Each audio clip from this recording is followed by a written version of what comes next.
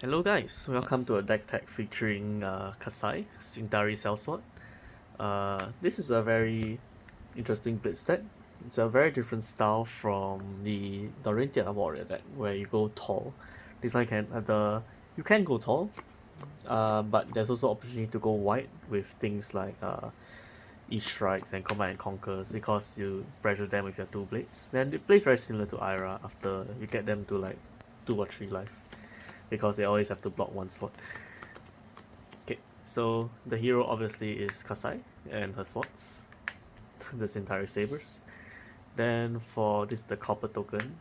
And then the armor slots, usually against non-magic damage heroes, you would pick this lineup, the Skullcap, the Braveforge Bracers, the Courage of Bladehold, and the Refraction Bolters. I've seen some lists that play Tunic, but I'm not a fan of Tunic because it only blocks for 1, and like the main selling point of Warrior is that your armor is like basically a fridge. There's like uh 10 points of block here. Yeah, and Courage also, if you really need it to, it does about the same job as Tunic. You use it for 1 mana, but of course Tunic has more flexibility, like can be used for Steelblade Shunt, it can be used, it can like save the mana for next turn or something. Yeah, but against arcane damage heroes, you probably just keep this. You probably keep this 2 and then change the other 2 for Nullrune because the deck doesn't really have enough pitch value to support Arcane Barrier 3 or 4, because you probably just want to try to pressure them before they reach critical mass. So that's the equipment lineup. Then for the deck itself, we'll start with blue. You play 1 Dauntless, 1 Out for Blood, 1 Overpower, and 1 Pursuit of Knowledge. So these are more here just to pitch for blue. Pursuit of Knowledge is the interesting card. It only defends for 2, so it's kind of a weird addition, but I like it. It's like it gives you more options to go wide. You get like it's basically another Command and Conquer or E-Strike, that kind of thing. Blue Out for Blood is really just there to pitch. It's also there to work as a pump spell to go to hit, so you can trigger your bolters if anything goes wrong. If you really have to, it's a pump, and it pumps your next Cintari Saber attack too, which is pretty good.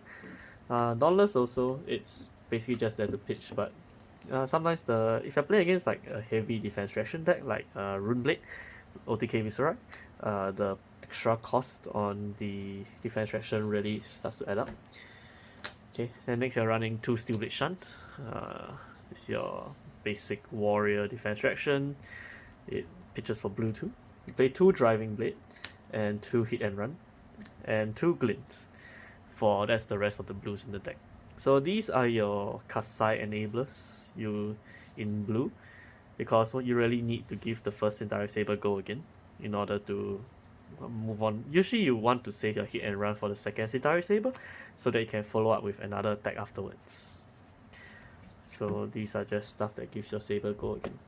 So we are playing 12 blues. You could go to 13 blues. I can see the argument for going to 13 blues. You can play the second Dauntless. Yeah, for yellows, you play Hit and Run 2. You play 6 Hit and Run in this deck. Play 2 Springboard because Warrior doesn't really have any defense reactions that don't cost resource, and Springboard Somersault is a defense reaction that blocks for 4 if you play it from Arsenal, but it still pitches for 2, so it covers the pitch value of this deck because there's very little blue pitch in this deck. Then you play 2 Cash-In. This is one of the premier reasons to play Kassai, because you can actually make use of Cash-In. Cash-In is a very strong card. Okay, that's the yellows. There's not really many yellows you want to play for Kassai. Because you can't play the Dorinthia specialization cards, obviously, like Singing Steelblade. So there's not really much other yellows to play. There's probably just those 6. Then for writs, there's a lot of writs. You play 2 Spoils of War, very important to let you cash in. And also gives Go again, which is very essential for the Kassai deck. Play 2 Command and Conquers. This is your follow-up after your Saber hits. Play 2 Dauntless. The red Dauntless is better because it gives +3 attack and it makes their defense reaction cost 1 more again. 2 Hit and Run, self-explanatory. So you can actually do because it says your next attack distance gains 3 attack. So what you can actually do is you can actually use this to pump a Command and Conquer, or you can use this to pump an Enlightened Strike, and then you can give the Enlightened Strike Go again, and then you can attack with your weapon after the Enlightened Strike. So that's quite interesting because the Enlightened Strike will hit for 8, so it's a kind of awkward number. Play Stroke of Foresight, generic pump spell. You play 2 Push Forward. This is a basically the version of Iron Song Determination because Iron Song Determination only targets the singular weapon. This one gives the next weapon attack Dominate, and then gives the next attack Dominate. So you can actually dominate Command and Conquer, but it only bumps the weapon attack, which is kind of sad. So there's a lot of interesting uses for this card. 2 Out for Blood. Generic pound spell again, makes your next Cintari +1 attack, which is relevant. 2 Enlightened Strike, just a generic good card. 2 Sharpen Steel, because you want them to commit their hand on the first attack so they can't block the second attack, like Command and Conquer, second Cintari Saber, and Enlightened Strike. 2 Sigil of Solace, because healing is good, you don't want to die. Stops you from dying to Ira hits. Then for the flex slots, you play 1 Warrior's Valor and 1 Driving Blade. So these 2 cards are good in different situations. That's why I choose to run 1 of each. The Driving Blade is just generally good all around. So you pitch a blue, you Driving Blade, you hit them with the Saber, you just have Go again. So you hit for 5 with Go again.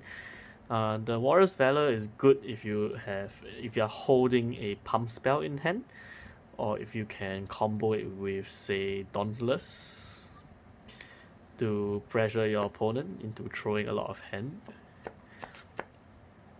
Yeah, so basically this deck, it works a lot like Dorinthia actually, where you try to keep your try to sculpt your hand for the big turns, but there's a lot of ways that you can get chip damage in as well with this deck. So yep, matchups wise, I think this deck has a favorable matchup against OTK Viscera, against Ira. It has a pretty 50-50 matchup, I say. I've won against a few Iras, but the matchup tends to be you need to break the matchup by getting good value out of your cash in turns. If you can break them by getting good value out of your cash in turns, then they're really hard for them to come back. Against Runeblade, Dauntless just turns off the defect. That doesn't turn off Reduce the Rune Chant, but it turns off Sing Below, it turns off Fate Foreseen, and all that jazz. And you can reliably go wide enough such that they either choose to do things on build up rune chants on their turn or take damage, which is then you can probably outpace them with cash in eventually before they OTK you. Against Wizard, you might struggle a little bit because, as you can see, there's 22 red cards in the deck.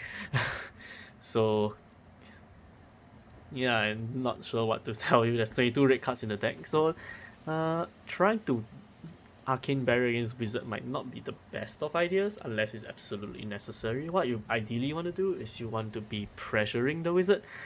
You make him do something. So every turn you attack, you just keep swinging at him, make him attempt to make the Wizard do something with the cards in your hand. If they just blocking out every turn means they're not killing you, so that's a plus. Well, they could be stacking the deck, but if you apply pressure in the correct places, like you make careful use of command and conquers to prematurely destroy their, say, destroy the tome in the arsenal or destroy the sturdy Aetherwind in the arsenal, then it can get really dicey for the wizard. So yeah, the deck definitely has decent matchups against most things. The main thing the deck's missing is like the specialization cards. Like Dorinthia has the absolutely busted Steelblade Supremacy. So yeah. Steelblade Supremacy, Iron Song Respawn, and Iron Song Singing Steelblade, I'm sorry. Yeah. So she's missing some specialization cards. Hopefully we'll get them in the next set Monarch. And yeah, very excited for what Monarch has to bring us, by the way. Hopefully a new the team seems to be like light versus dark, which is very interesting.